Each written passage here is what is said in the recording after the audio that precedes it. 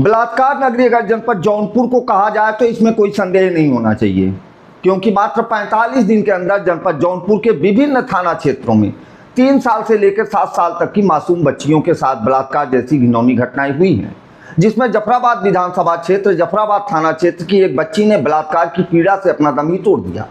यह कितना दुर्भाग्यपूर्ण है, जहां पर प्रिया सरोज जैसी तेज तर्राक महिला सांसद के पास बलात्कार पीड़ित बच्चियों की आवाज उठाने के लिए एक शब्द नहीं है। मैंने कभी नहीं सुना कि उन्होंने लोकसभा में एक बार भी बलात्कार जैसी पीड़ित बच्चियों के लिए एक शब्द भी कहा हो। वहीं मछली शहर की विधायक रागिनी सोनकर, जिनकी लाखों रील वायरल होती है, जिनके हर शब्द पर चर्चा होती है, उन्होंने भी आज तक विधानसभा में बलात्कार पीड़ित मासूम बच्चियों की आवाज को कभी विधानसभा में बल नहीं दिया है। यह तीन की तीनों बलात्कार की घटनाएं जनपद जौनपुर के संसदीय क्षेत्र की हैं, जहां से सांसद बाबू सिंह कुशवाहा हैं। लोकसभा की एसी हवा में बैठने के बाद इनके पास भी चंद शब्द बलात्कार पीड़ित बच्चियों के लिए नहीं रहते हैं। अगर इन्होंने आवाज को कभी उठाया हो तो आप लोग मुझे बताइएगा। 2 सांसद 9 विधायक हैं। बलात्कार जैसी घिनौनी घटना की शिकार मासूम बच्चियों के परिजन हाथ में रुमाल लेके सिर्फ बैठ के रो रहे हैं। मेरे प्रश्न करने से अगर सक्षम अधिकारियों की भावनाएं आहत होती हैं तो हों, मेरे प्रश्न करने से अगर प्रदेश सरकार की भावनाएं आहत होती हैं तो हों, अगर मेरे प्रश्न करने से प्रिया सरोज की भावनाएं आहत होती हैं तो हों, अगर मेरे प्रश्न करने से रागिनी सोनकर की भावनाएं आहत होती हैं तो हों, अगर मेरे प्रश्न गलत हैं तो मुझे सजा भी मिलनी चाहिए। 3 साल और 7 साल के बच्चियों के साथ बलात्कार जैसी घटनाएं किसी भी कीमत पर रुकनी चाहिए। अगर कोई बाहर से फोन करके पूछे जौनपुर में इस समय क्या चल रहा है, बस यही कहा जा सकता है, जौनपुर में मासूम बच्चियों के साथ कभी स्कूल की बस में, कभी माँ के बगल में सोई हुई 7 साल की बच्ची को खाट से उठाकर ले जाकर, और कभी शादी में गई हुई 4 साल की मासूम बच्ची के साथ सिर्फ और सिर्फ बलात्कार जैसी घटनाएं चल रही हैं। अगर कहीं से भी कभी भी यह प्रश्न आ जाए कि जौनपुर पुलिस क्या कर रही है, तो आप बेहिचक बता सकते हैं जौनपुर की सक्रिय पुलिस कांवरियों के ऊपर पुष्प वर्षा करने में व्यस्त है, क्योंकि जनपद जौनपुर के तेज तर्राक पुलिस अधीक्षक कुंवर अनुपम सिंह जनपद के अंदर शांति और सुरक्षा बनाए रखने से ज्यादा धार्मिक अनुष्ठानों पर विश्वास रखते हैं। जी, जनपद के अंदर सत्ता पक्ष और विपक्ष अपनी कमी छुपाने के लिए तरह तरह के खेल खेलना शुरू कर देती है। वहां मासूम की चीख पर लोकसभा और विधानसभा में चिल्लाने वाले नेताओं का अकाल पड़ा हुआ है।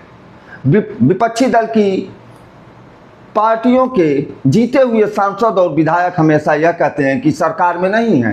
आप लोगों को यह जानना चाहिए कि अपने जनपद की, अपने विधानसभा की आवाज रखने के लिए लोकसभा और विधानसभा में सत्ता में रहना जरूरी नहीं है। 3 मासूम बच्चियों के साथ बलात्कार जैसी घिनौनी घटनाएं घटित हुई, पर जनपद के किसी भी नेता ने यह बात लोकसभा और विधानसभा में आज तक नहीं रखी।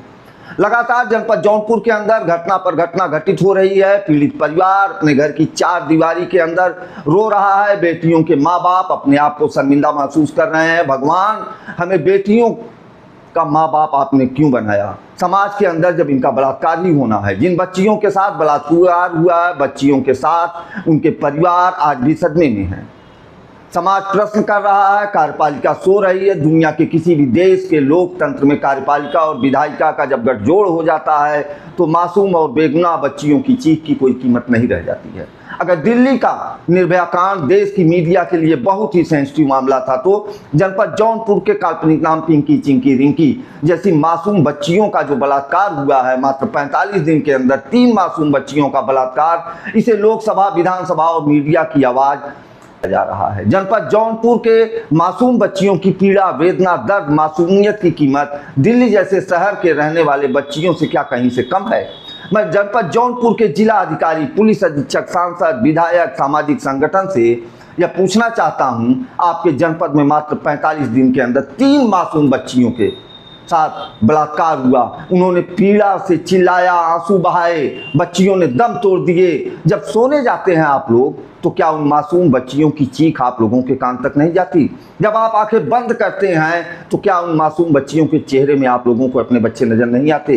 क्या मासूम बच्चियों के चेहरे आपको बार बार सताते नहीं हैं? मैंने आपको वादा किया था उस विद्यालय के बारे में बताने का। एक 3.5 साल के मासूम बच्ची के साथ जिस विद्यालय में बलात्कार हुआ, वह विद्यालय सनबीम विद्यालय है, बक्सा थाना क्षेत्र में है। और रोहित चौहान नाम के बस कंडक्टर ने बस नंबर 7 में उसके साथ उस समय घटना को अंजाम दिया जब सारे बच्चों को बस से उतारने के बाद बस आगे बढ़ रही थी उस बच्ची के घर की तरफ। रास्ते में बस रोककर बच्ची के साथ बलात्कार जैसी घिनौनी घटना को अंजाम दिया गया। ड्राइवर ने बच्ची के कथनानुसार कंडक्टर को रोकने का प्रयास किया, पर कंडक्टर ने किसी भी कीमत पे उस बच्ची की बात को नहीं सुना और नहीं माना। और अंत में मैं आपसे और समाज से और पुलिस प्रशासन से, कानून से, नेता लोगों से बस इतना ही पूछना चाहूँगा, क्या किसी मासूम बच्ची के बलात्कार के बाद सिर्फ इतना ही पर्याप्त रहता है कि किसी को आप गिरफ्तार कर लीजिए, जेल भेज दीजिए?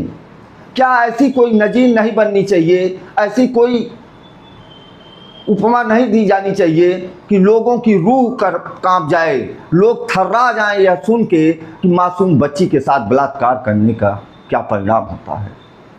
खैर, हमारे जनपद जौनपुर की लोकसभा, विधानसभा, कार्यपालिका, विधायिका और यहाँ तक कि मैं कहूँगा नहीं, और भी एक स्तंभ है जिसे अपनी आवाज़ उठानी चाहिए, जिसे समाज की आवाज़ बननी चाहिए। सारे के सारे लोग सोए हुए हैं। आप नेताजी कहिन में सुन रहे थे सीपी शुक्ला को। नमस्कार, धन्यवाद।